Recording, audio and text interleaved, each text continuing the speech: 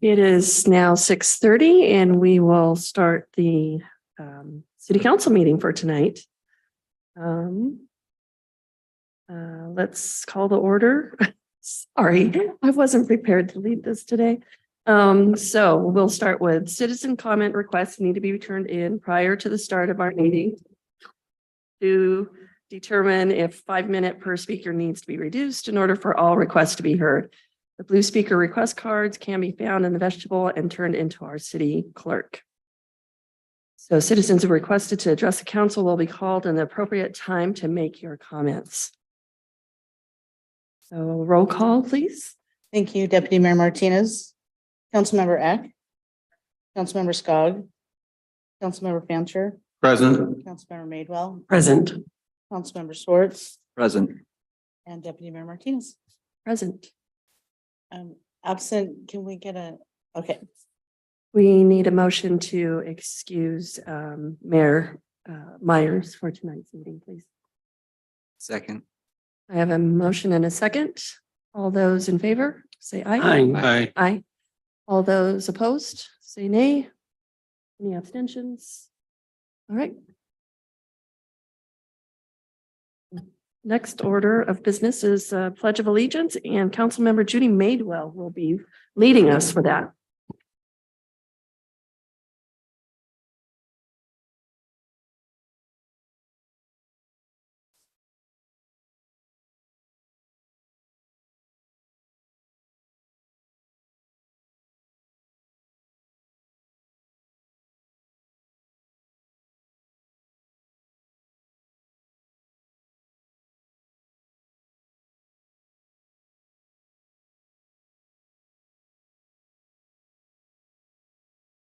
We have 5 citizen comment cards.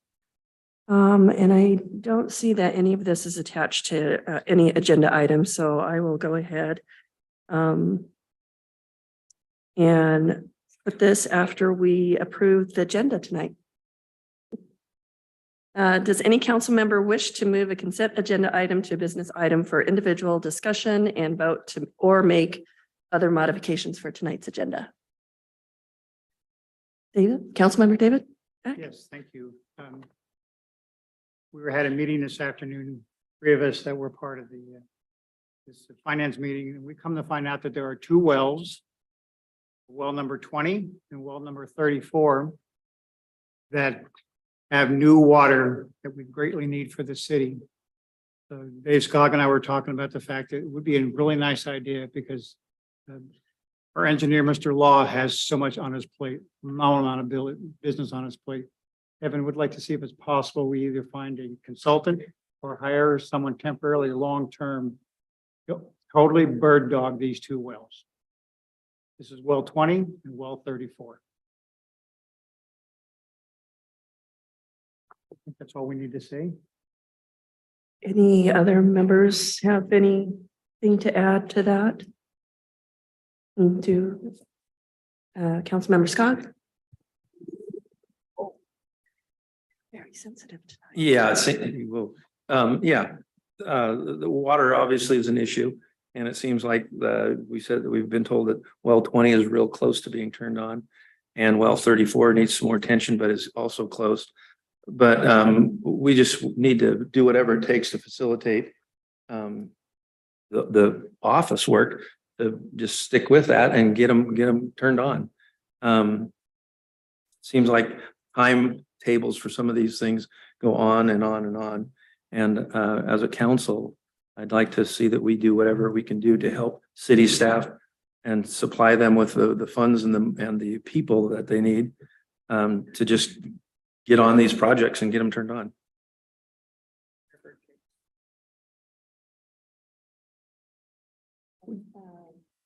Would you like me to fill the rest of the council in with what they're talking about? So we had a finance committee meeting today. We have moved some money around in the ARPA funds to move money to help with the water. Okay.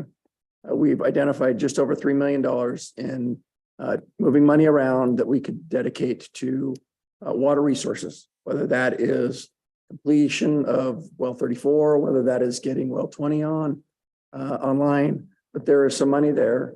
We've also identified some additional funds, upwards of about 1.2 million that could also go towards that. So we're now talking a little over $4 million. The meeting with the finance committee today was to get their approval to basically dedicate that to water resources. Now, whatever that is, whether that's well 34, well 20, they were proposing the possibility of hiring somebody to, use some of that funds to basically, again, they use the term bird dog to try to push things along a little quicker. So that was the discussion we had today. We were just looking for direction on letting us designate those funds as water funds so that we could apply it to however the city saw fit to get water moving sooner rather than later. There you go. That's the Reader's Digest version. Councilmember Schwartz. Yeah, maybe it's a question for Richard. As far as those two wells are concerned, do we have, I'm assuming those were budgeted already, correct? Yes, so well 20 is the well out there by the old police firing range, next to the Port of Moses Lake. And that well is the well house is built, the pump is installed. The problem we ran into when we were trying to get Department of Health source approval is that the EPA stepped in and basically told us, no, you're within our institutional control boundary and you cannot begin to pump a new source. It had passed all of the water quality testing, so on and so forth. And so we were put on hold. It's now been several years. We were told by the Corps of Engineers and EPA that we could not pump it because they were afraid it was going to hamper their cleanup work. That if we started pulling water from that end of the site, it might affect their treatment, however far away, a mile away or a mile and a half away, I can't remember. So anyhow, in the meantime, here just this last year, they got a new project manager, Piper Peterson, and we've been working with her, and she was a little softer in her approach. We were telling her how much we needed the capacity, and that we were confident in the water quality from the testing that we'd done. So well 20, there's not a whole lot of money to spend on it right now. What we're doing is, again, I had conversations this morning, last week. I've been talking with Department of Health, EPA, Department of Ecology, all about how to get their blessing to start pumping this water. So that's well 20. There's nothing to build there. The well house is there, the pump's there, everything. If we turn the power on, we could start pumping it today. We just don't have the legal permission to do so. The other well, 34, is over by the old state park. It's off of Montana Street. And that well is the one that needs equipment. We've drilled the hole. We've done the well development and took the initial round of testing for water quality, and that water has very high levels of manganese in the water, which is a naturally occurring substance. It's not poisonous. It's not like arsenic or something like that, but it is water chemistry wise. It does interesting things where if it gets into your system, it can develop essentially a black sludge in your pipes, and which is, nobody likes to turn on wash their whites and have them come out, brown with sludge coming out of their pipes. So we have hired a consultant to do what we call a bench test. which is a long, basically we test various treatment methods in miniature over long periods of time to understand their viability with our particular water chemistry. And also to give us, recommendations on best methods for cost and effectiveness. So we've hired Gray and Osborne. They took their water quality tests. And so they're getting ready to bring this bench test machinery is in a big trailer, and they're going to bring it to the site. They hope they can have it here in the next couple, 3 weeks. It's down in Texas right now. They got to bring it up. So they're going to run their tests. So by the end of this fall, we should have the bench testing done. And then we will work on the final selection of the equipment and treatment options and design so that we can begin submitting construction documents to Department of Health early next year is our hope. Everything goes well. Some things that we're worried about, just letting everybody know, some things that we're worried about, some of the treatment vessels that you need for some of these filter systems. We were recently told by another community that they were told for their particular treatment option that the vessels had a 70-month lead time. So that's a little scary. So hopefully we can find an option that is affordable, effective, and also we don't have to wait almost 6 years to get the product. So, but that's what we're working on well 34. So what our thought was is this $4+ million is that we've got 34 that is dug, but we need the obviously to build the pump house and the components that go with it. And so we've got funding there to, when after the testing is done, is to start that process and get things moving as much as we can. Obviously, there might be some delays with some equipment, but we've got money set aside to get that water online as quick as possible. Between those two wells, that would be about anywhere from 2,000 to 2,500 gallons a minute is what we're estimating that we're going to get between the two wells. And so that's roughly a little over 10% of our existing capacity right now, as far as pumping capacity. So it will be very helpful. It's not going to solve all of our problems, but it will be a great help for the summer demand. We can get those online. So going back to the finance committee, the point of the finance committee conversation was just to designate those funds as water resource monies that we could use for whatever water project that the staff designates as the best use of the money. So, and obviously there's some timelines attached to because a lot of it's ARPA funds. So we've got to designate the program or the project next year, spend it out by the end of 25. So we've got a little bit of timelines. Okay. And so it sounds like there's a motion to add it to the agenda that we would vote on this tonight. No, not necessarily. No, I suppose you could if that's what the council wants to do. We'll continue the discussion. Okay. Councilmember Fancher, no. Well, just making sure that, I'm happy that we're going to start allocating some funds to create a solution. So yes, I'm in favor of that, but I'm not ready to make a decision on where the funds go today. I mean, we got to make sure we know they're going to the good location. Which is why the language that we have chosen is just water allocation. We're just moving it into a different part of the budget. It's basically water funds that we can use for any water project. Yes. Pretty generic. Councilmember Scott.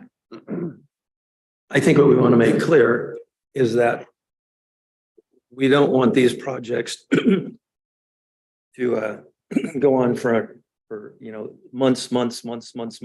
And if that takes more personnel to expedite that, we need to do that.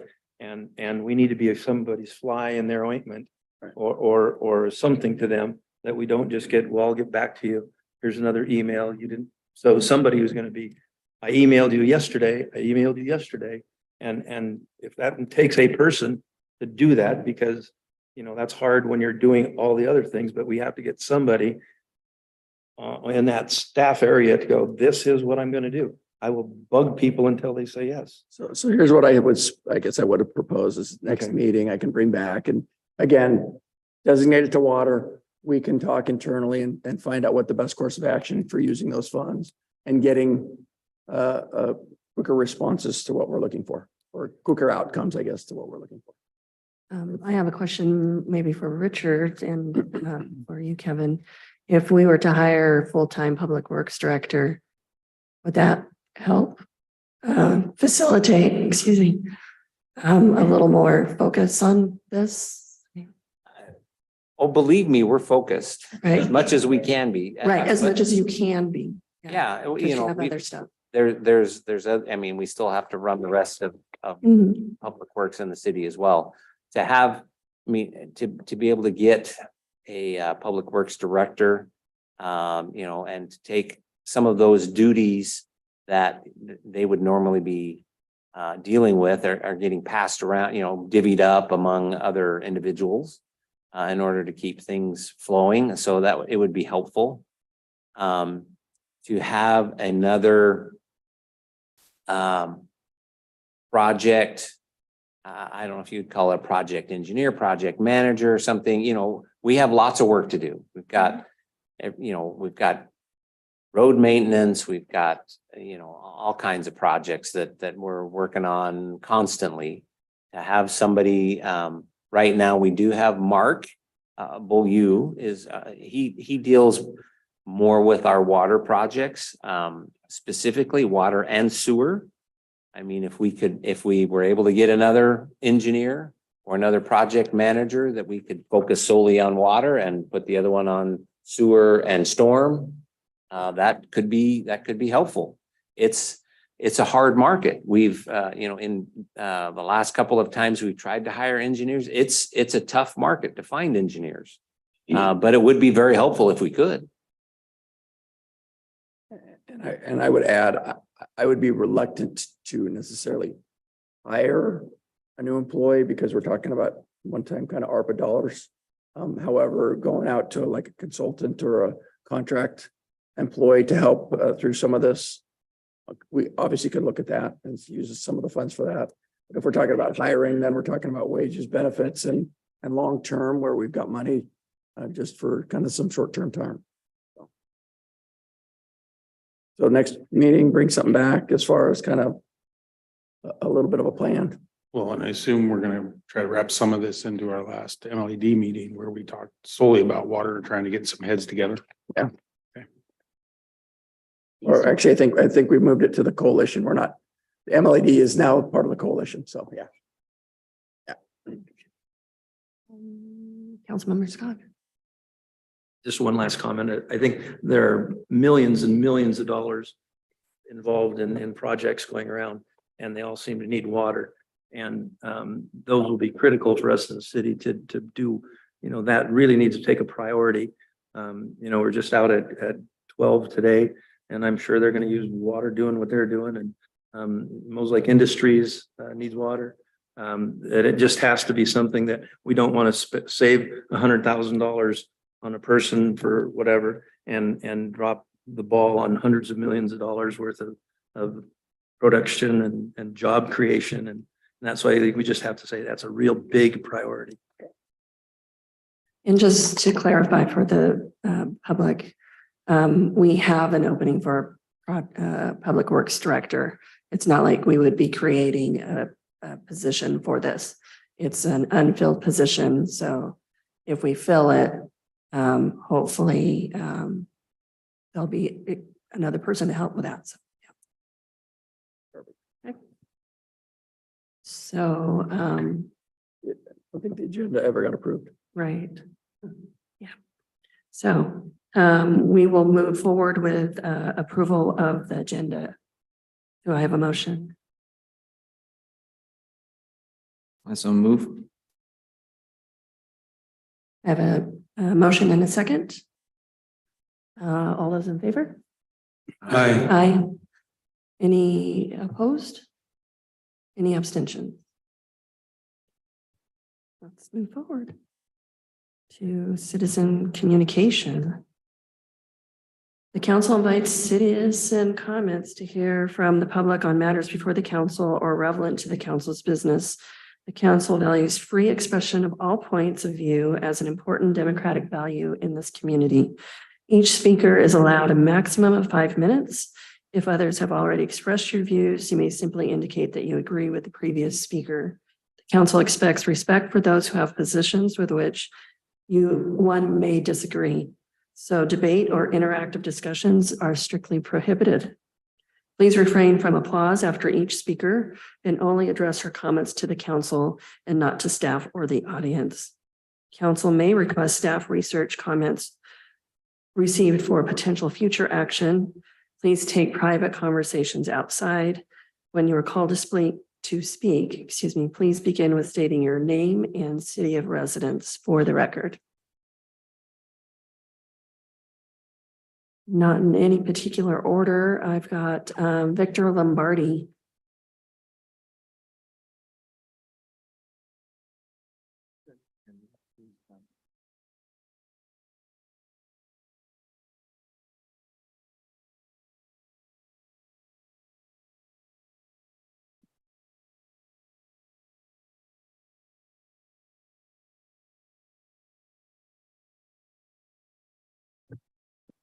Please proceed. Okay, thank you.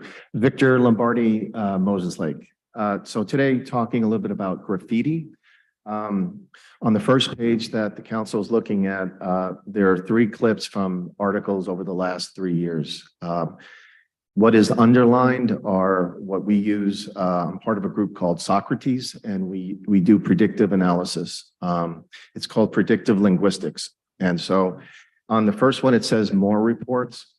The next year it says more commonplace. And then the last one is more brazen. This is not to indicate whether or not graffiti is increasing or decreasing, or if anyone's not doing a good job or a bad job. It's really to just show a trend and how predictive linguistics works. The thing that is important though is the middle one, where Moses Lake Police asking for public help with a rise in graffiti vandalism. And so that's why I'm here, is to provide some solutions for that. I've been involved in cleaning retailers' graffiti, so I have some expertise in it. But the biggest issue is that most of the people don't understand how to deal with it. And also they're not sure about who's responsible to respond. And my concern in the whole picture of it is that a lot of the city employees are kind of like hung out to dry a little bit. So the police are limited as far as resources to deal with it. They're limited as far as manpower. The code enforcement people are the ones that have to deliver the bad news that, well, you might have a fine. So it's one of the only law that I'm aware of in the United States, and this is in a number of cities, where the criminal commits the crime and the victim has to pay for it. So with that, a lot of the city people have asked me to come here and provide a solution, and that's what I'm doing. Page 2, I show examples of some of the tagging and how it's not done correctly and how it's done correctly. The last one is I did myself. There's clear solutions that you can use that are very inexpensive to clean it. It just drips it off. The other one that really should be talked about with retailers and people with fences is the clear coating on walls. Not only does it lock in the paint, but it also makes it much easier to clean off or wash off. And so in the example there, they're going to have to paint the entire building. They tagged the entire building. That's going to be $5,000 to $8,000 because they have to use commercial painters as well that are licensed and bonded. The good news, though, is that an example on the next 2 pages is that ARPA money can be used for this. And the city of Linwood has approved $388,000. It was requested by their own Parks and Recreation Cultural Arts Department. So from their funds, they actually authorized that. Now, I'm not saying let's do that right away. I'm just saying that's an option. And obviously, I'm not asking for that amount. On a much larger scale, you have the city of Detroit. There was $75 million that they used for buildings. And in this particular case, 7,000 commercial corridor properties were cleaned and or painted. So we have two examples, prima facie data, that ARPA funds can be used for that. On the following page, we have the code enforcement fines. And again, I really feel bad for code enforcement that they're the ones that have to kind of bear the bad news. And people are already frantic, and then they hear they might have to do a fine. So it starts off at 308 is according to code enforcement, and it can go up to what appears to be $2,000. Again, I think as a city, we can do a better job of putting a comprehensive plan together where we take all the individuals that are involved, including the citizens. So on the last page, the Moses Lake Othello Real Estate Association has volunteered their members to help in this in any way possible. They have endorsed this idea. And they just want to let you know that if you decide to move forward with something of this collaborative nature, that they really want to help out. And they also mentioned that there might be funds that they can contribute as well.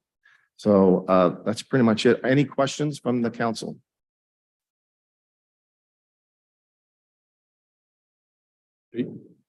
I'll talk. I was gonna say something. Less of a question. Councilmember Swartz? Thank you. Less of a question, just a comment. I appreciate you looking into this. It's something I've brought up in the past, and it's something very similar to what you're suggesting. Obviously, we're trying to use ARPA funds to pay for water, so we've heard that idea tonight. But if it's legal to use ARPA funds for that, I don't see why it wouldn't be legal to, use some other sort of funding for that. I think, if you folks decide to pursue this, we can do more research into it and really dial down. But from everything that I've seen, I researched 28 cities into this topic. So it seems like there's more than just these two.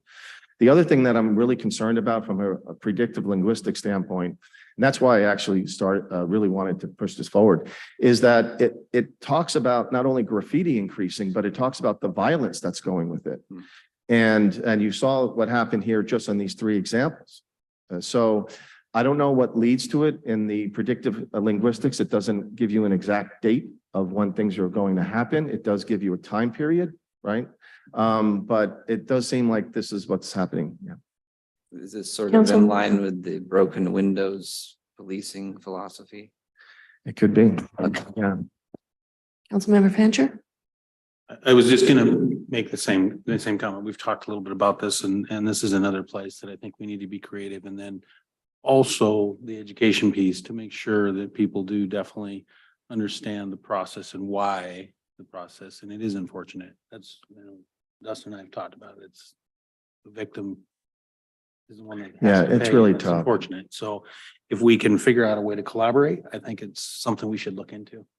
Yeah, I even had some retirees that helped out, and we started calling them graffiti grannies. So it's kind of fun at the same time. So Mr. Lamarty, I think there is a church minister or maybe even a particular church, and I can't think of who that is. right now, Calvary.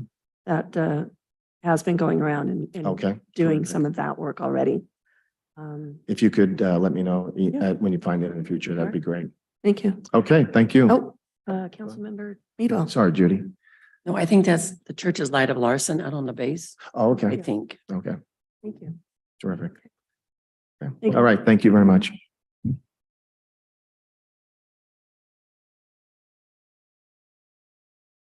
Linda Curran. Did I say that right? Hi, I'm Linda Curran. I've lived in Moses Lake since '98.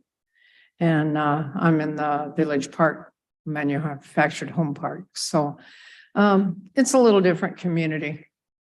And I've seen the information about what this council's, I don't know if it's recommendation, but for water conservation. And I implore you not to make it a permanent, but a suggestion. And I have an interesting kind of a different way of doing that. We create a Moses Lake Community Water Conservation Project that would involve everyone. And that we would take our communities where we live and encourage each other. We see them, you know, I've got one neighbor that went 4 hours, just same place, running that water. But if we had an actual scheduling, but then it was recommendation. Now, for me, the way we do is it's not by the hours, it's by whether the sun's out. So if my yard is shady, the sun isn't gonna take all that out. So I water in the shade. And then I water late at night, you know, when the sun has gone down, or fairly early in the morning. I usually don't get up that early. And what I do is I do a very short watering. So I have like a 2-hole sprinkler, and I water only half an hour each setting, and then it's soaked it. And of course, I got a small lot, but you know, instead of sitting there just watering and watering and watering. Now, of course, if you have a large lot, you would use the big sprinkler, but you don't need it more than half an hour. It does soak it if you're doing it at a time when the sun isn't on it. And for my plants, I use a hand sprinkler, and I do no more than 15 minutes at a time. And I can literally see my roses come up.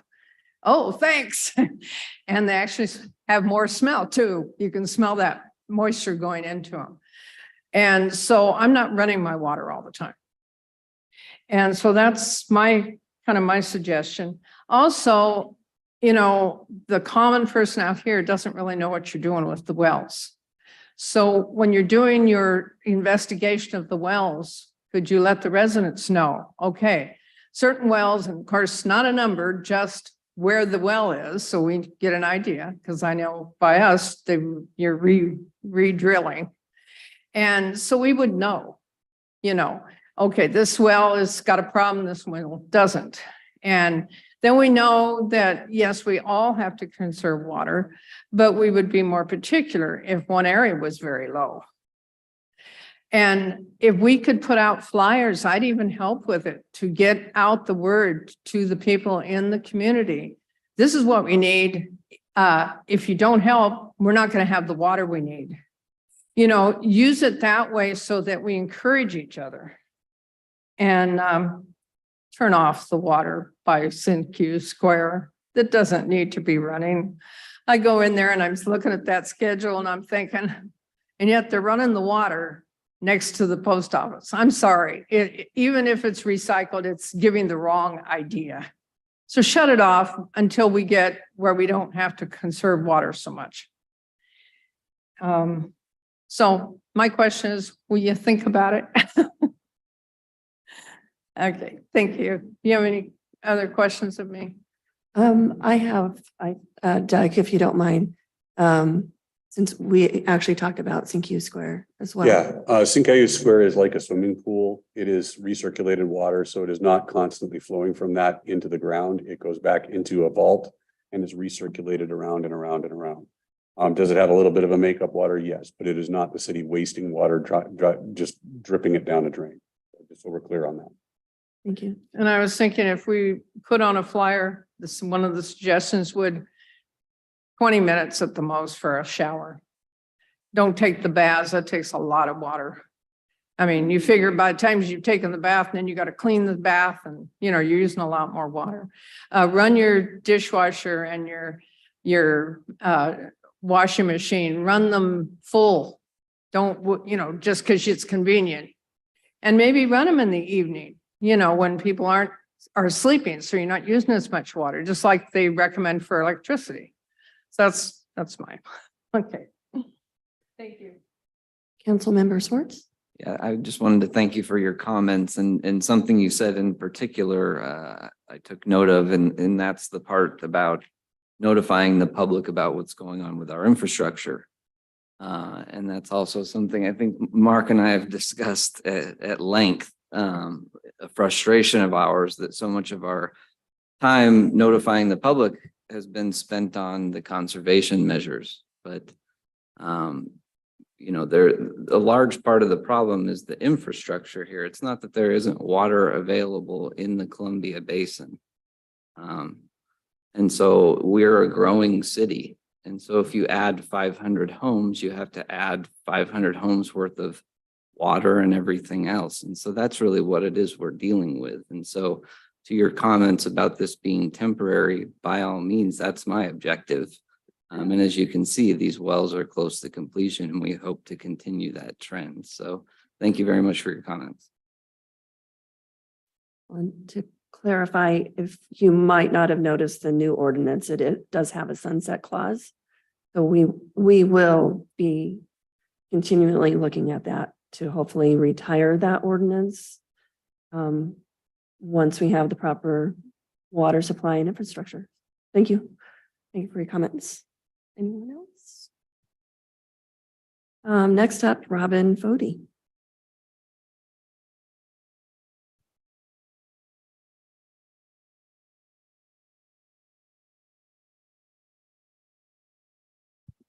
Hi, I'm Robin Bodie, Grant County. I just want to thank the City Council.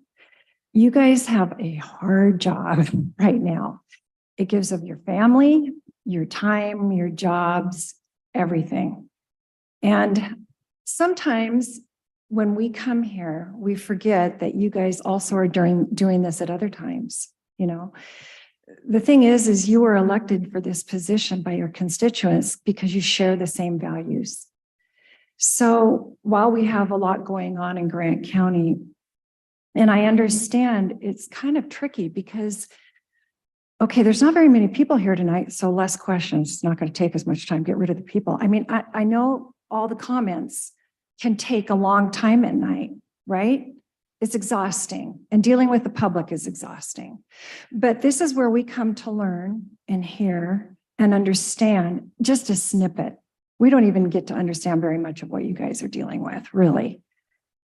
On the same hand, I've heard a little bit of rumor, and maybe it's not true, that there's some questions of making it a shorter time, which per person, it's okay. If you want to cut a minute off or maybe even 2 minutes, it's a lot for people to be up here 5 minutes, but cutting it down to maybe 10 people for 30 minutes, you can't have it both ways. You want to educate the community and you want people to show up and encourage you and let you know, rah, rah.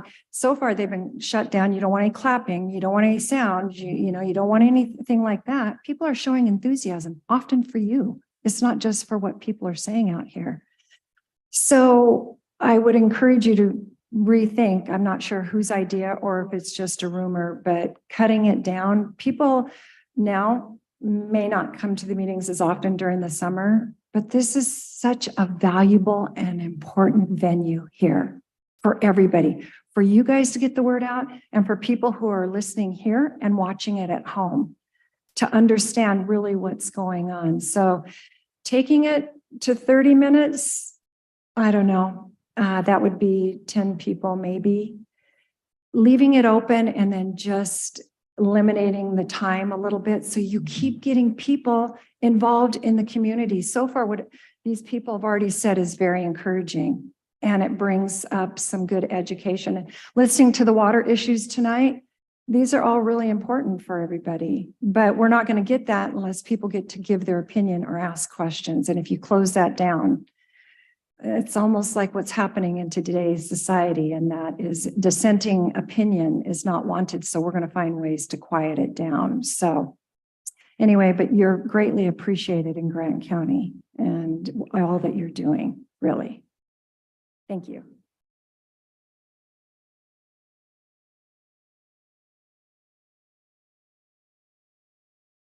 Next up is Richard.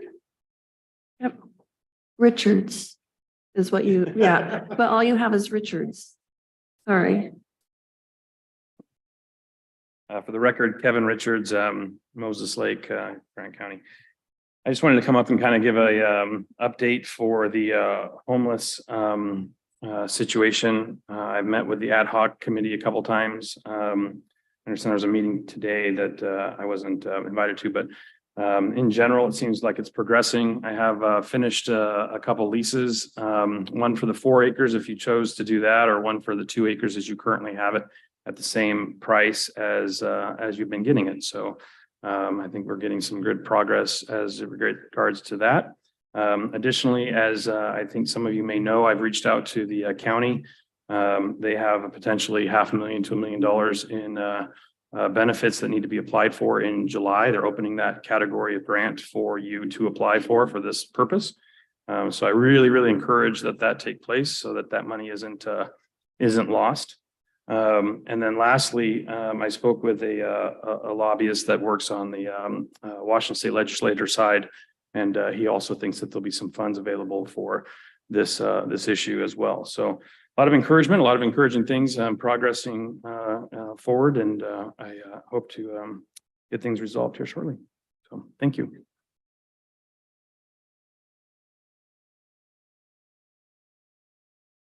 Elisa DeLucci.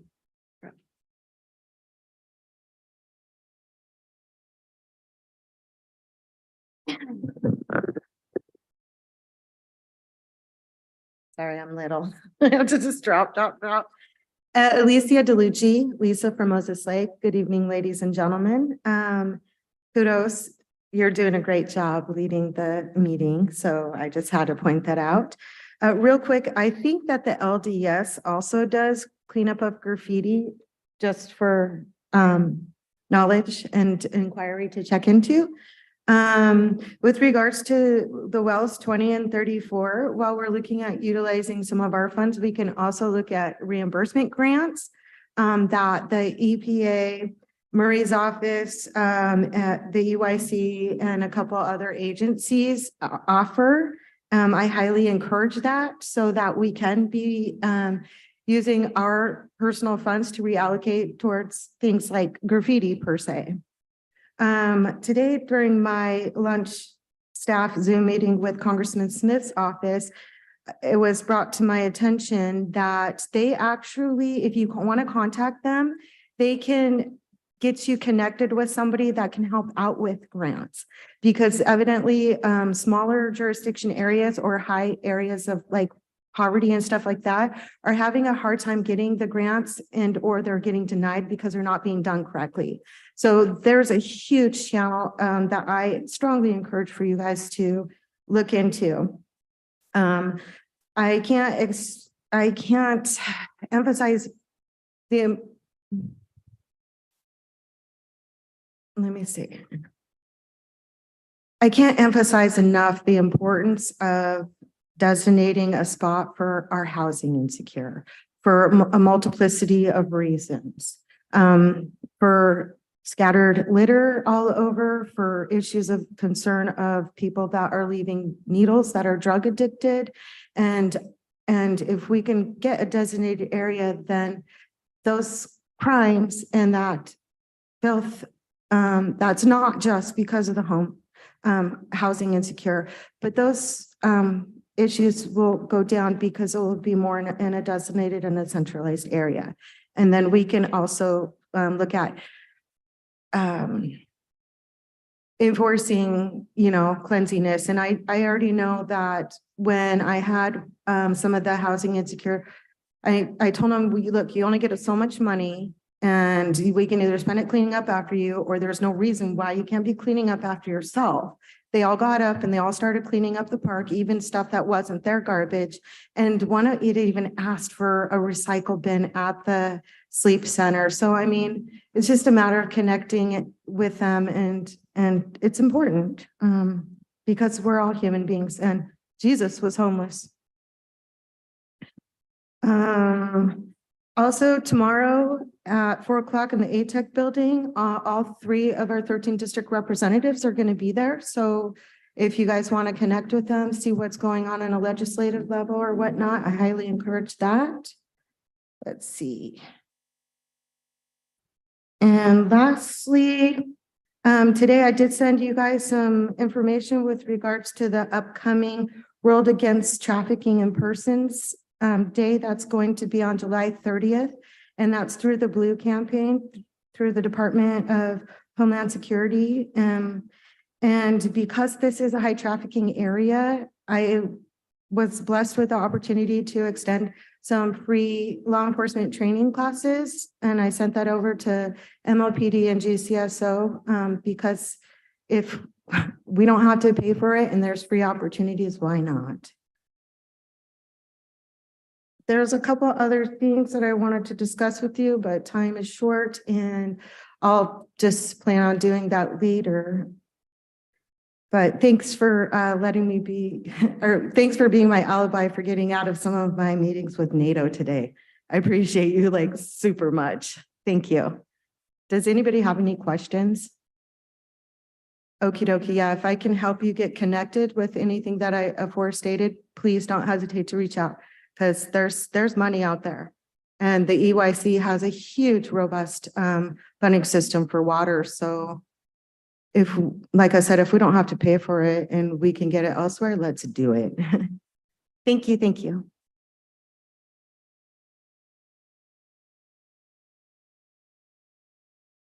All right, on to Mayor's report or Deputy Mayor's report. We did have quite the showing for the 12's groundbreaking ceremony earlier today out at the old sugar beet plant or factory. Some of other of the council members were in attendance as well. We had Governor Inslee there, of course, all those involved with 12, and our own Senator Judy Warnick that spoke at the ceremony, who was in support of 12 coming to our area as long as it didn't take away from our farmland and our agricultural community out there, since it's right out in farmland. So it's exciting, a little nervous too, that we have so much interest, people, industries coming in, and we've got growth happening. And it's encouraging to have the city council makeup to help us forge the way to bringing in that growth for the benefit of the citizens of City of Moses Lake. But there are still concerns about water. I know that I spoke to a couple of people about water. There are other industries that were in attendance as well that would like to come, but that's one of their first questions is water. So hopefully we can figure that out because I see good things happening when these industries come in and invest in our communities. Do any of the other council members want to add anything since you were all out there as well, or some of you were out there?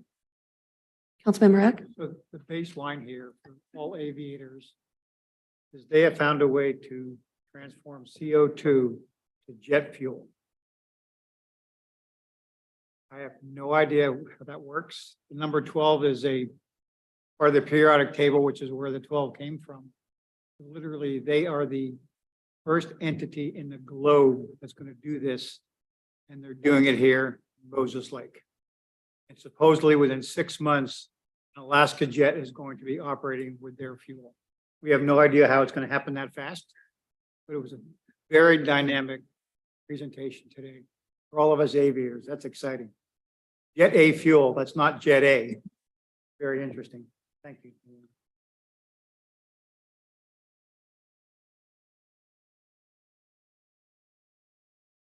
On to additional business. The city, does council wish to have any business brought to a future meeting?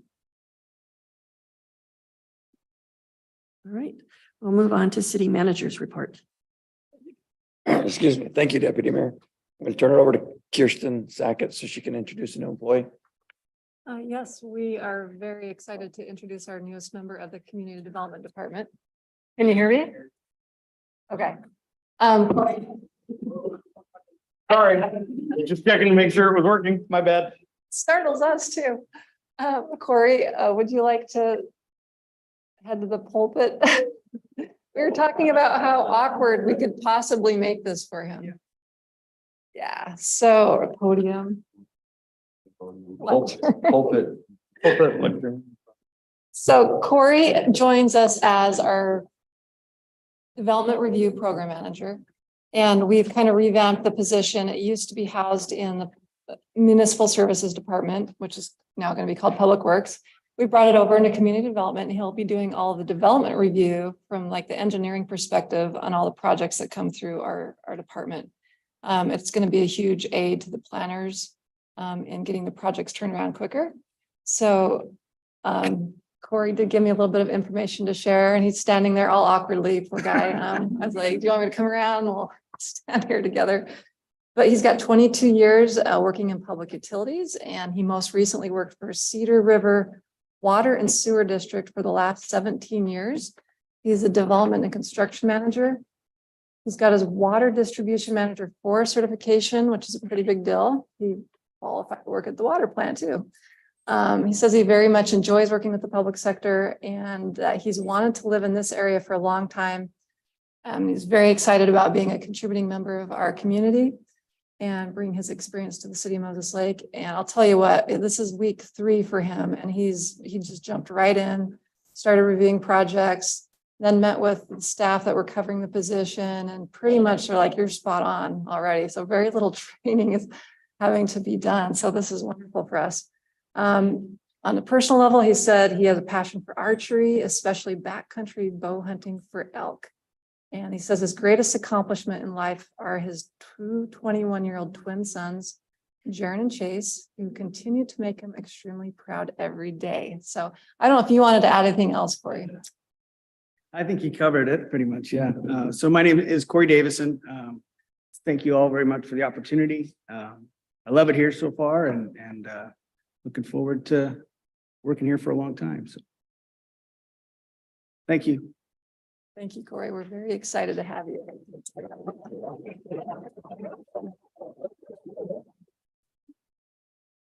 Next up is, there's a budget memo in your packet with the memorandum that talks about setting our budget based on council goals. The dates are in there. We have our budget retreat set for September 23rd. So please note all of that on your calendar so that we can start that process, which will start here pretty quick. So questions on that? Okay. I just want to add, and I think the email went out to all city council members that AWC is hosting a budget workshop learning conference. So in Leavenworth, August 10th and 11th. I'll be attending. And anybody any council member that's interested, we can schedule you for that. So, and then one other thing on my agenda, and that is the water conservation ordinance that I'm going to turn over to Rich real quick. Thank you very much, Kevin, and good evening, Deputy Mayor and council members. Mr. Schober put that up on the screen for me. Thank you, Ben.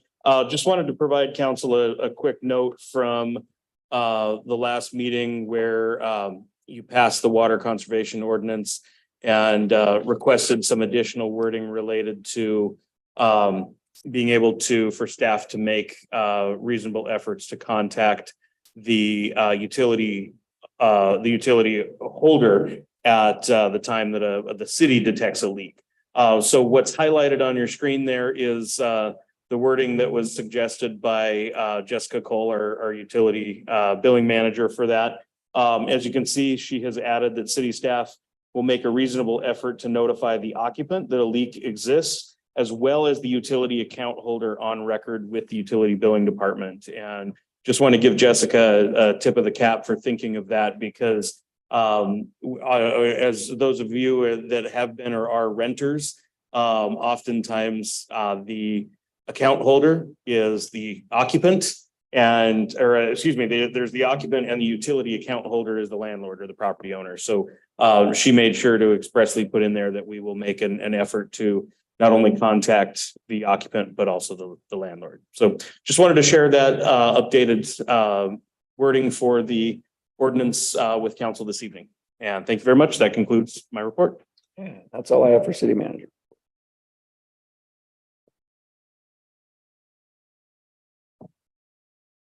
Councilmember Meadwell?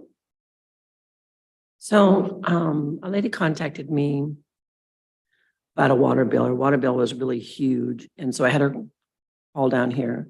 So someone from the city went to her house and just shared that it was the neighbor's water going over to hers, to her yard. And I went over to visit, and it actually is a break in one of her pipes. We were walking in water.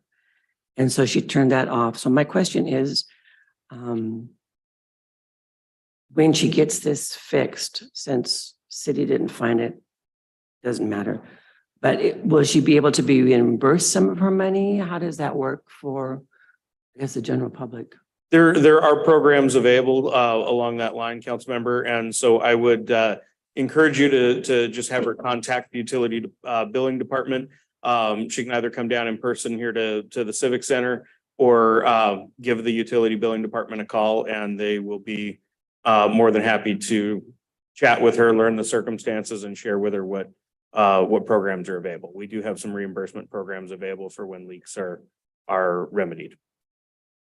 Absolutely. Madeline, if you have anything to add to that. Yes, I was just going to say that last year, council approved a water leak adjustment program. So there is an application that she can go online and complete that application, and we will review it and determine if she qualifies for a leak adjustment. So definitely encourage her to get online to the utility billing department, the link on the website, and she can fill out that application and we'll review that. So where the city didn't find it, we found it. What is there a time frame stills? I know she's working on it right away. She's a single lady. We'll take a look at it. We'll review the entire application and make a determination. But yes, I would assume or suspect that we'll credit her probably the majority of that water. Okay, thank you. Thank you, Madeline. Councilmember Schwartz? Yeah, not to open a can of worms with this, but I'm going to. No, after we had our last meeting and finally got the ordinance passed, there was one thing that was brought to my attention, and actually something that I'd considered along the way. And I know that I spoke with one other council member at least about this, but at any rate, the watering time is 7 p.m. And now that we're asking people to exercise more diligence in their watering of their property, people are going to be out there tending to their hose and whatnot. So there are a number of homes in the city that are not equipped with an automatic watering system or even underground sprinklers.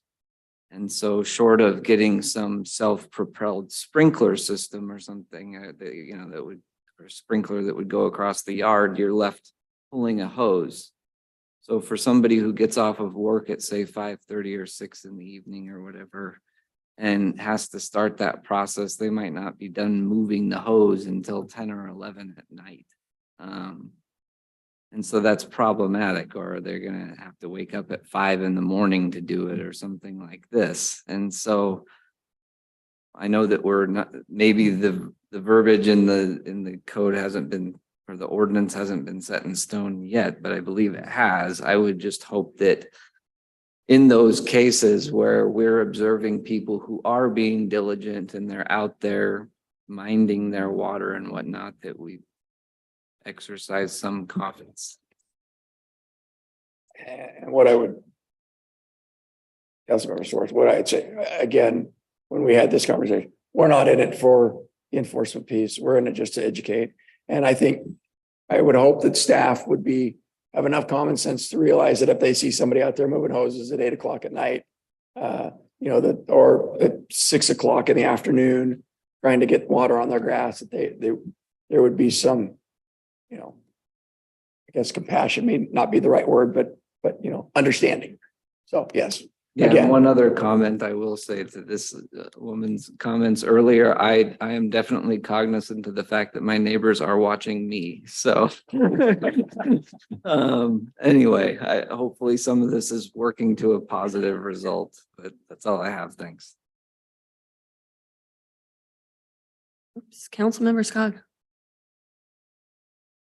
The water rules. My mother wouldn't move the car without plugging in her seatbelt, even if she just moved it from one side of the parking lot to the other. She would follow the rules.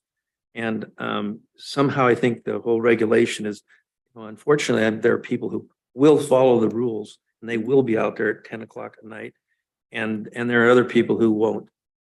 I think as long as we're putting these rules, rather than just making it a burden on my mothers of the world, I think we have to have some way of measuring the success of this program.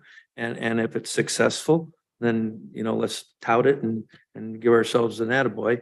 But if it doesn't, and it was just words, then let's revisit it. But I think there has to be some way that we have a way of measuring the success or lack thereof of the program, and not just do it because it feels good.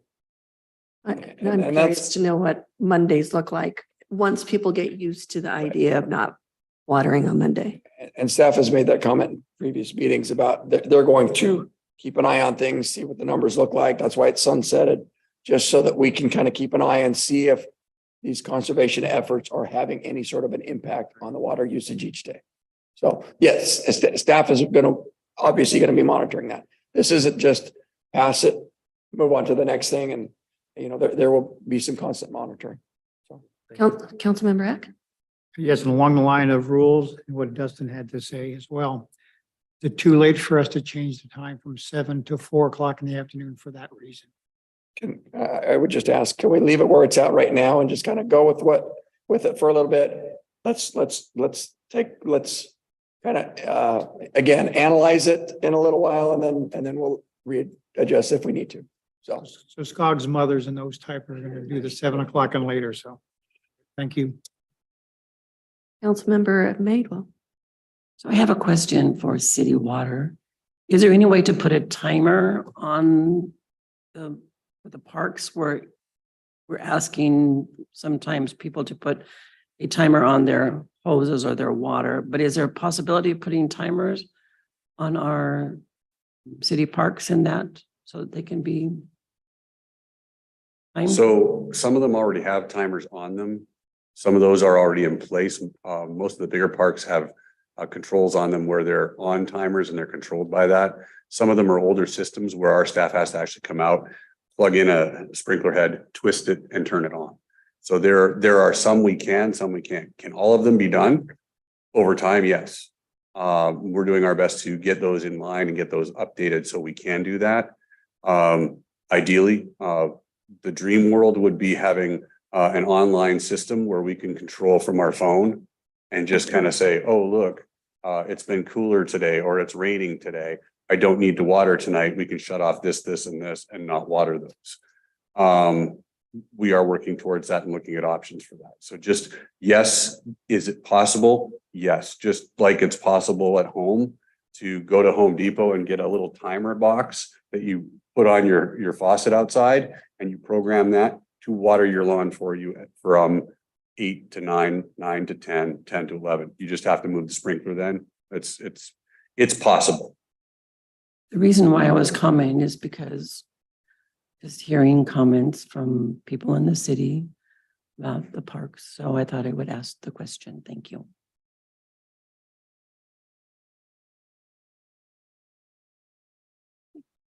All right, we will move on to the consent agenda. All items listed are considered to be routine and will be enacted by one motion. Would we accept the consent agenda as presented? Second. I have a motion and a second.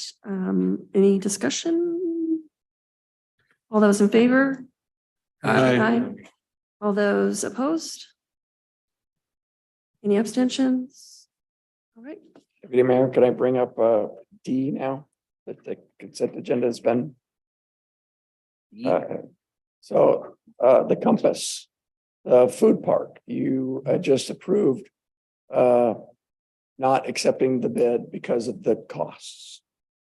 We had a staff meeting last week and we discussed that park. And I know council Would like to get that project going, but with the costs, I just didn't think that that was probably prudent. We had a long conversation about looking at having staff look at the possibility of moving the concept of the food park to Civic Park behind us, putting it along the paved roadway between the back of the hotel or motel and the library, maybe pulling some grass out there, carving out some concrete pads for food trucks. There's already power back there. There's already water back there. We've already got a bathroom facility back there, so we wouldn't have to buy a new bathroom facility. But we could put the compass canopy out there and still have that canopy, so to speak, and position it within that park. We already have established trees, so we've got shade already set up. We've got picnic benches already, or picnic tables already set up. So I think if the council is okay with us continuing down this road, I think we could take the concept from there, move it behind us and do it for considerably cheaper than what we were going to do it here for and still get the same outcome. And then I would also add, about 5 or 6 years ago, PUD was talking about putting an EV charging station here in the library parking lot on the west end of the parking lot. It'd be great if we could maybe have that conversation with them again, because if they put an EV charging station there, we have people from out of town that are coming in to charge. They park right next to a food truck court, next to one of our nice parks, next to the library with Wi-Fi. Anyway, I just wanted to throw that out there to see if I got some head nods as far as having staff continue looking at maybe moving it somewhere else. We good? I do have one question regarding the bathroom facilities though. Are they, because this food court would be open all year long potentially, right? If we have food trucks there. So is that bathroom facility winterized? Is it okay for winter? Do we close it during the winter? So that bathroom has been closed due to homeless impact to it. With the installation of a food truck court there, it would give that facility more of an identity and more traffic. That tends to drive homeless population away. They don't want to be where that is happening. The bathroom itself, I believe, is winterized, so I believe it is a solid structure, but I would have to verify that. So as far as it is a CXT structure, it was not originally designed to be a 12-month a year facility. So we would have to do some things to it to keep it open in the winter. Would probably require some heat tape on some pipes and some various things like that in order to keep things from freezing. What's nice with those buildings is all of the plumbing is in a interior chase, and so to add heat to that and to keep the pipes from freezing would not be a huge lift to turn it into a year-round facility. It would not be as much as buying a whole new bathroom. Yes. Right. Good to hear. So I think you have consensus. We will bring back kind of a modified plan on moving it and maybe some costs so the council has an idea what it would look like. Councilmember Madewell? So if we decide to do that, what's the possibility of putting like pop-up vendors over in this area over here so that space is used? Here's what I would recommend.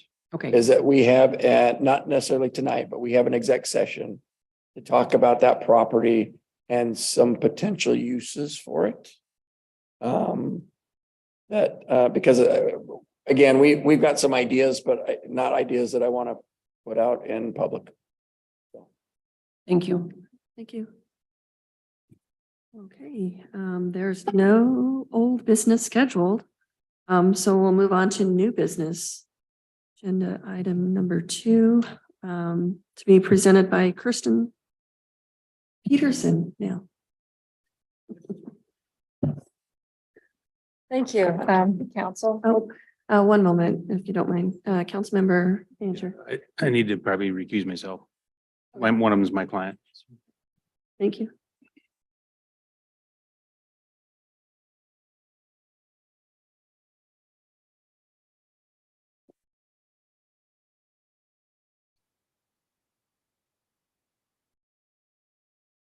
All right, what we have before you tonight is, we received a petition for annexation. Actually, I should say a notice of intent to annex some property.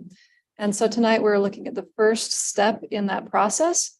And I am gonna share my screen, which I like to do when I have maps and so that people can see where we're looking at, all the land use stuff.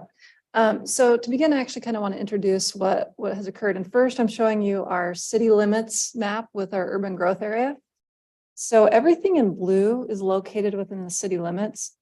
And the stuff in the yellow, peach, orangish, tan color, whatever you want to call it, that's the urban growth area. To give you some context, if you can see where my mouse is, this is Stratford Road going north-south. Walmart's right here. Is it showing my mouse? Okay. All right, so we were approached by somebody that wanted to annex just this piece right here, where you're going north up Stratford, turning on to Maple Drive, coming down Wenatchee Road. And as you can see, it only has a corner touching the city limits there where the tan meets the blue. So we had a meeting with them. We explained that you have to have the property be contiguous.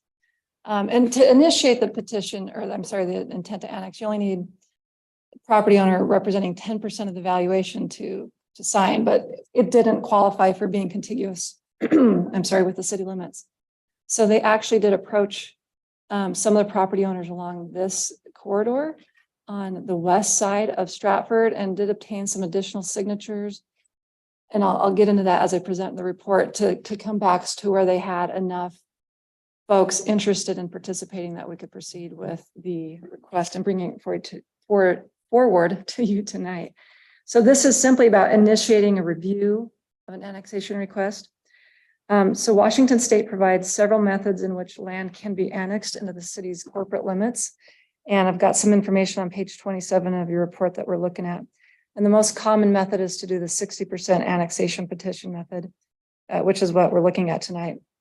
So the first step is to submit the notice of intent to annex, and that's Exhibit B in your packet. That's pages 32 and 33.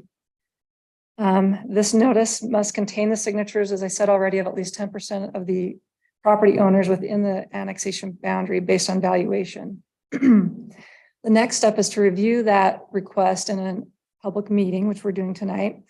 You are not deciding on whether or not to approve the actual annexation tonight. Instead, you are just determining if the city will consider evaluating the proposed land area for annexation. And if you want to pursue this or have staff pursue it, there are 3 items that you need to make a decision on at this time. It starts on page 27 and goes into page 28. So the first one is whether the city will accept, reject, or geographically modify the proposed annexation. And I've got some other maps to show you here. The second is whether or not it will require the simultaneous adoption of the proposed zoning. And then third, whether the city will require the assumption of all or any portion of any existing city indebtedness by the area to be annexed. Typically, the city would want to say yes. If they're annexed in, they'd incur the same indebtedness. There's a list of questions to look through on page 28 near the top. But I'll start getting into a little bit more of the staff report and some more of the maps. But we received the petition on May 17th, 2023. And that's Exhibit B. The signature came from Drew Scott, who is representing this original parcel, who was at the time was in the process of purchasing that parcel. The petition was also signed by Tom Cordell, another owner. And together the properties will include more than 60% of the assessed value. So as proposed, there are, to the correct map. And this is within the packet itself. Here's one of the maps. This is the project site. This is the piece that they were interested in developing. You move on to the next one. This shows the entire area of what they're proposing to annex. So they're looking at bringing in these properties to the west of Stratford. And as you go down to, I can get the mouse to work. Not at the end, there's more. Okay. So they included another exhibit in their submittal that shows the valuation. So these properties in red are the ones that have signed the petition, and then it shows the valuation of all the others. So as proposed, the 19 properties within the annexation area combined contain 83.5 acres. Valuation of all 19 properties is $4,743,280. And the parcels that have signed on are $2,870,235. And that's 60% of the valuation. The non-participants come to $1,873,045. So already they have met the 60% requirement before even moving on to the next step. And so we've got a few more maps in the, let's see, here we go. Come back to that one later. This is another nice map that just kind of outlines it a little bit better, like the entire area. One thing I just want to point out, going back to a different map, it's kind of interesting. As I said, the city limits are in blue, and then the urban growth areas in this tan color. You actually have this little parcel right here. I believe there's some apartments there that is not in the urban growth area. So we cannot annex that at this time, but we could consider amending the comprehensive plan, adding it to the urban growth area, which would have to be approved by you and then also approved by the county. So just so you're aware, that's why that piece is not being included with the request tonight, which also made it a little more difficult to get the contiguous properties. So one of the things we wanted to point out is the zoning. So we do need to point out that the second portion of what you need to analyze is the zoning. And so we have future land use maps and we have existing zoning maps. So this future land use designation map shows this parcel here as medium density residential. So that's the future land use. And then when you come over here into the red, it's general commercial. But then when you look at the actual zoning map, it just needs to be a zoning district that can be implemented within that. So this is the zoning map. And so this is just simply showing you that this is not part of the city limits. Maybe sharing more than you need to know, but the proposed zoning would be for the medium density residential piece right here. For the future land use, the zoning would actually be R2 single family and 2-family residential. And on the portion over here, that would be on the other side of the road, which is primarily commercial, it would be, the implementing zone would be C2 general commercial. So upon annexation, those would be the zoning districts assigned if they were brought into the city limits. So just wanted to point out with the annexation boundary, when we reviewed the application that was submitted based on the fact that they were able to draw in some more of the property owners, staff had no recommendations to modify the proposed annexation boundary. However, I do want to point out that if council wanted us to pursue that, or let me get back to the correct map. You can only consider properties that are in the UGA. So we've got it coming to here. If you want to go further north, it'd have to be this property. I honestly don't know what's there or something along those lines, but I just want to make that aware. After tonight's meeting, you cannot expand the boundaries you want us to look at, but you can still shrink them. And we talked about this the last time we did it. So following tonight's meeting, we would circulate the petition. We would, if the applicant returns a sufficient petition, we stick with the boundaries they already got, we already have 60% or more. If you want us to look at expanding it, we'd have to circulate a new one. But then we would have the Grant County assessor certify this to make sure the valuations are correct. And then we would move forward with evaluating whether or not the city could serve them. So we'd enter into the feasibility analysis. Can we get all the utilities there? You've got a railroad in the way. Make sure we can work with the railroad to get, boring under there. How long would that take? We would submit this for comment to all the other agencies and jurisdictions and get feedback from them before moving forward with it. We'd figure out what the fiscal implications were. We'd look into the indebtedness and work through all those factors. And then we would take it to a public hearing with the Planning Commission. They would forward their recommendation to council for your consideration during a public hearing as well. And you would make the final decision on whether you want to annex the property into the city limits. So for tonight, the requested action is actually found on the very first page of your packet, where the action requested is to consider this. And if you wanted to move forward, you could accept the petition and agree to commence annexation proceedings with the findings that it met those three criteria I already referenced. You accept the proposed annexation boundary, you accept the zoning classification of R2 single family and 2-family residential. And I apologize, we should have also put C2 commercial. And 3, the city will require the annexation area assume its share of the city's indebtedness. So that's the presentation, but if you have any questions, I'm ready to answer. Councilmember Eck? Yes, Kirsten, can you clarify again? What we can't do after tonight, if we don't do it tonight, we can't do it. You can't expand the boundaries of what you'd like us to consider annexing. It cannot be increased. So let me figure out which maps we're on. Okay. So this is the boundaries that they're proposing on this map right here. So they want to be able to develop this piece on this side of the Stratford Road. They would like to pull these properties in as well. This chunk down here was not included, that could potentially be request we look at that. And let me get to another map. Yeah, let's get back to this one. So when you look at this other map, you could only consider properties that are in the UGA, which are this tan color. So right now the boundaries go around Wenatchee Road, come over to Stratford, go down this point, triangle, go up here, along the blue line. The blue, this is a school, I think it's Longview Elementary, and that's where the city boundaries go around it. So they've got the parcels up to here, and they come across here. Staff felt comfortable with that, but that's where I'm saying, if you want us to look at more, you need to decide tonight. If you're comfortable with that, we'll move forward with the way the applicant proposed it. Potentially, yeah, it would add time, because then we'd have to get them to circulate petitions to see if other people wanted to be included.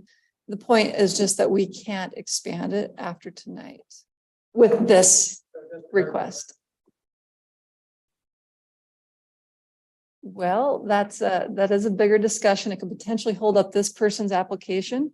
And if it's something that you are really wanting us to do, we can do that. Staff is not really poised to take on that amount of work. We have so many projects being submitted that I think we've got some other, when we bring you the comp plan docket, we've got some people requesting staff's comfortable with that, but it really is your decision tonight if you want to expand it. You can't expand this request. We can do an annexation for any of those in the future. Typically, though, it is nice if they come in on their own and request it and say they want to be in the city limits. The applicant did the work to go talk to the folks on the other side of the road because he couldn't have annexed his own without getting some agreement from a few of them. Councilmember Swartz? Yeah, I think to clarify what Dave was asking, in the future, it would just make it easier for those properties when they so choose to annex, because at that point, then they would be contiguous. And since there's an interested property owner who's already gone to the trouble of getting enough to meet That was my point, yes. 60% threshold, in my opinion, you would, give the man the freedom to do what he's going to do. But I do have one just point of clarification in general commercial zoning. And then I believe that if you encompass that whole area to the west of Stratford Road, you would also be putting some residential properties in that general commercial, which I don't know if that takes care of itself, but. So the future land use map, that's a good thing to point out.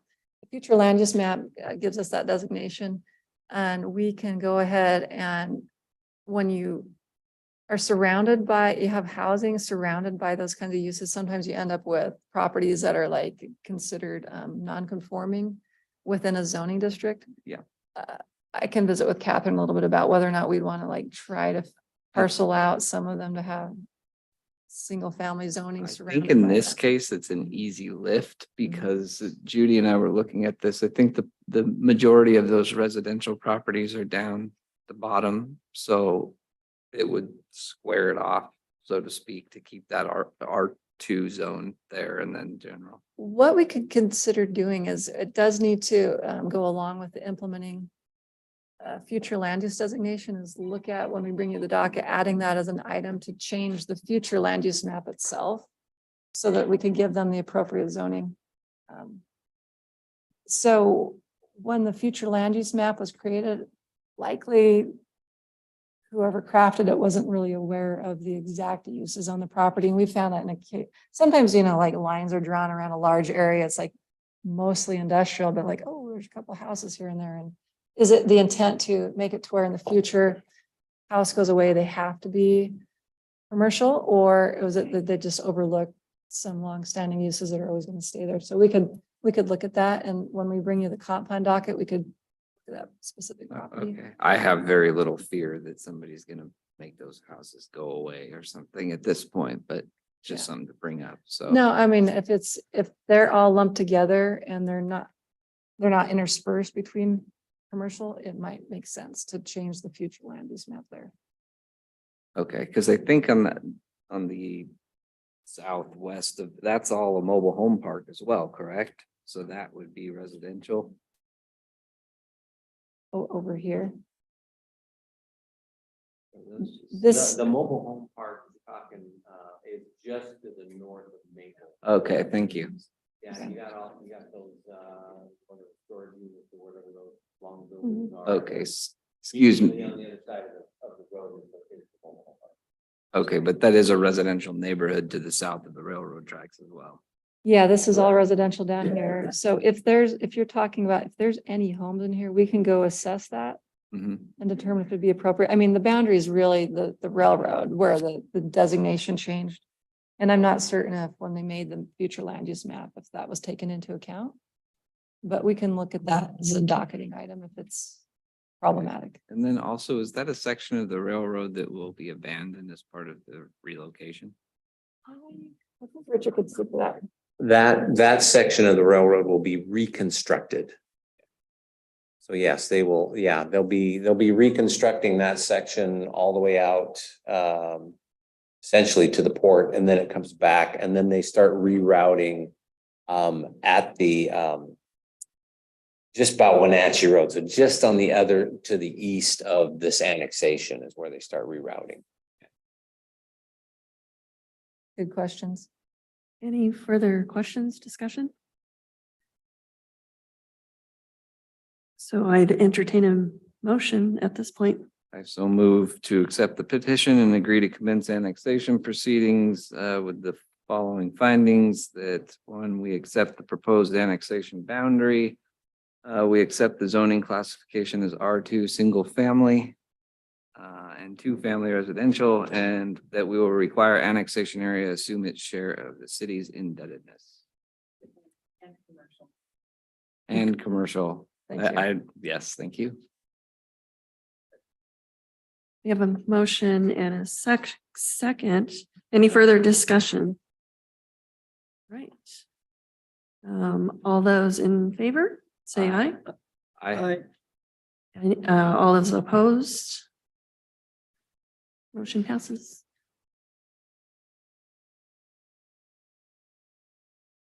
We'll move along while Councilmember Fancher makes his way back in to administrative reports, Red, White, and Boom. Deputy Mayor, I think we only have one tonight, and that's Doug.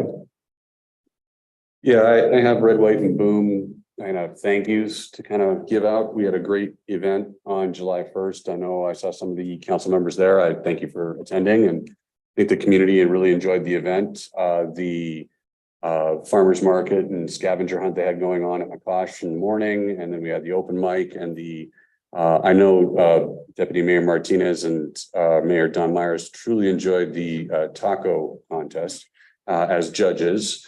I'm still a little bit put out that I didn't get asked to be a judge, but that's okay. I will get over it. We followed that up with more events in McCosh Park with vendors and the concert with the Journey tribute band Stone in Love, who were pretty much amazing. I mean, I felt that like it was Journey on the stage. you just had to open your eyes and see that it wasn't, but they sounded like them. And then we ended the evening, although we had some question earlier in the evening with the wind, that it might not happen. We did end the evening with the fireworks, so everything went off really well. I had a list of staff I just wanted to make some quick thank yous and acknowledgements for.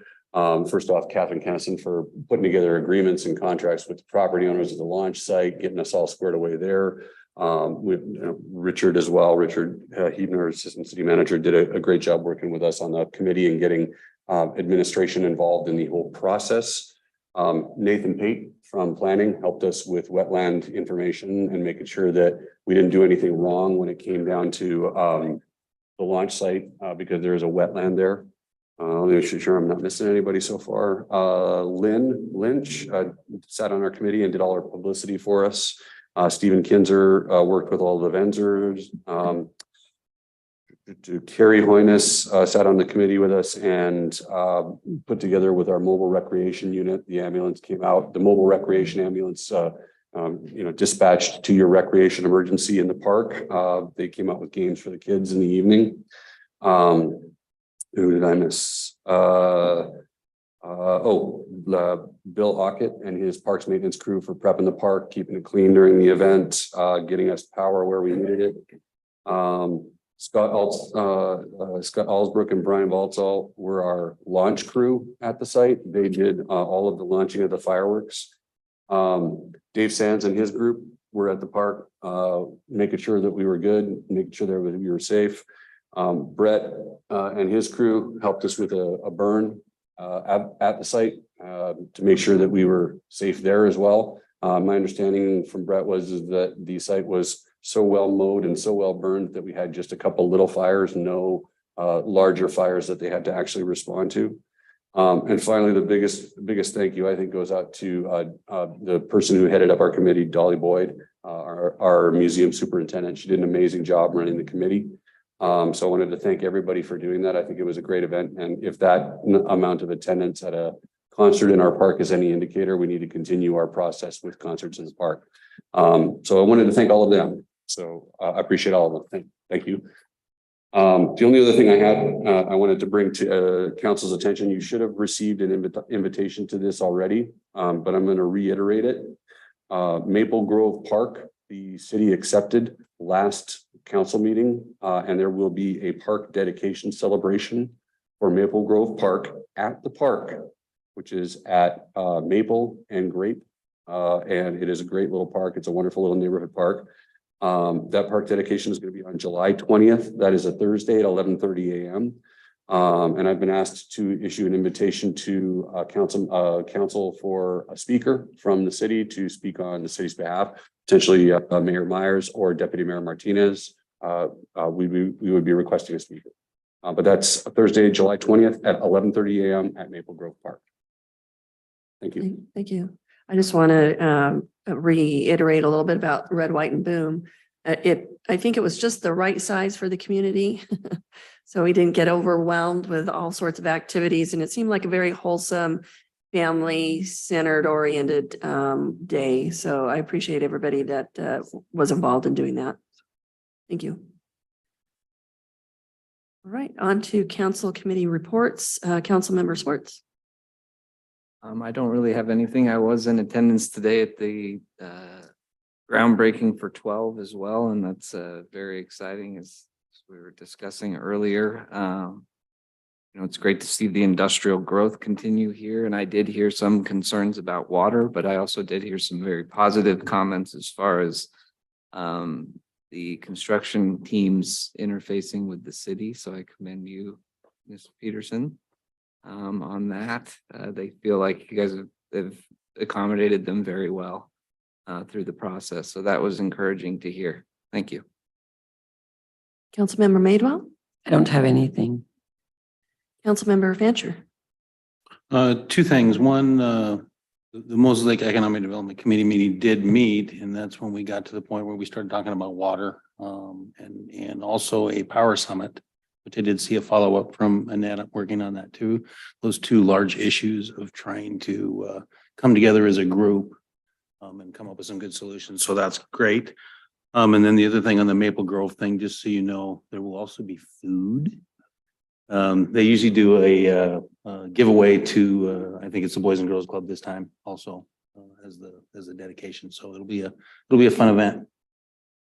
Yeah, I would echo that. I didn't want to steal the thunder of the actual event, but there's a really cool project that they're going to do that I believe we agreed that kids at heart could participate in. We are going to have our mobile recreation unit there as well at that park on that day. So should be a really good fun event, and I encourage all council members in the community to attend. I have a question since you brought up the mobile rec van.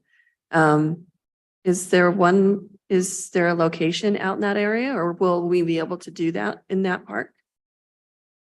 It looks like we will be able to do that in that park. We do go to Longview School in that area. So we do have the mobile rec unit go to Longview School right now. The fortunate thing is, in that particular day, it was scheduled to be at Longview School, so we're just shifting the location. Okay. Thank you. Council Member Eck. So for the Port of Moses Lake, we still have 155 737 maxes. So that's still good for the city, not good for Boeing, but it's good for us. 920 employees still employed as part of that project. And the good news again, our railroad right of way going to the port looks like we will have all the property acquired by the end of September. So that is very, very good news. It's been 25 years or something like that we've been trying to get the railroad to the port. That's what we have. Council Member Skog. Finance Committee, Madeline, of course, is doing a stellar job. There are a couple things that we've rebudgeted, some audio equipment for the rec center. I need some upgrades to that, and some advertising monies regarding just water and usage and that kind of stuff. Other than that, kind of business as usual. All right, and I'll wrap that up with our Public Safety Committee meeting. We'll continue to hear good things about the CARES program and the amount of money it's saving our department with the chronic callers. And our police department is ever busy. So hopefully we can find a way to maybe boost your department. Finance Committee, just to echo what David Scott said, Madeline's doing a great job. I appreciate everybody kind of thinking in a different way to promote our solutions for water. So thank you for doing that. Anything else? Does MLPD or the fire department want to push their community events that are coming up in the near future?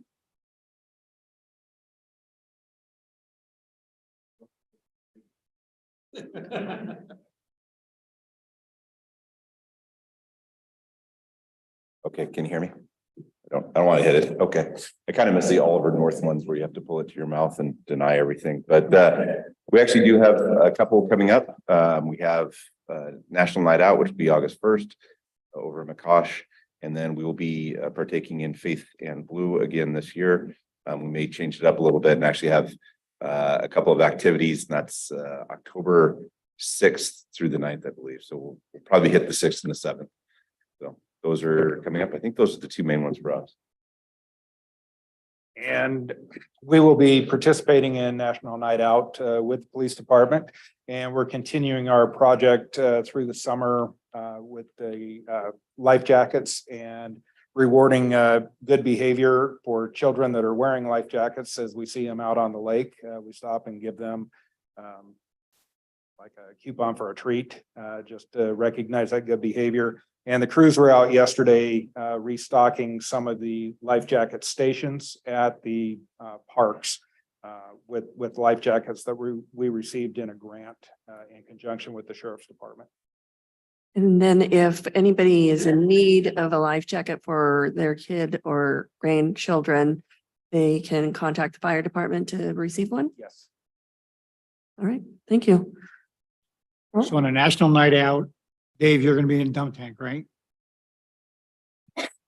Actually, I won't be. I am going to be in a conference in Denver. I swear it was scheduled before this and before I became the interim chief. So I will find someone. You're gonna have a substitute then, right? I do. I thought that was what the fire department was coming for, was to be dunked. Apparently not.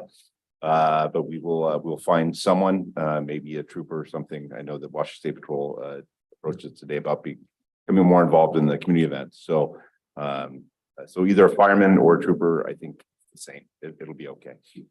I was looking forward to that as much as Councilmember Eck was. Just Yeah, no, I I'm very apologize. disappointed.